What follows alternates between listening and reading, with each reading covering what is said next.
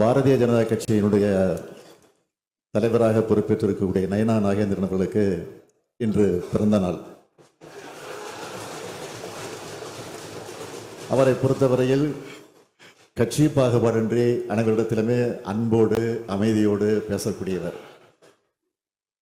அவர் கோபமாக பேசி நான் இதுவரையில் பார்த்ததில்லை. எதிர்கட்சி வரிசையில் இருந்தாலும் அவர் விமர்சனங்கள் செய்கிற போது கூட பொறுமையாக அமைதியாகத்தான் பேசுவார். வெளிநடப்பு செய்கிற போது கூட சிரித்து கொண்டே யாருக்கு எந்த வித கோபம் வராத வகையில் அணுகக்கூடியவர்.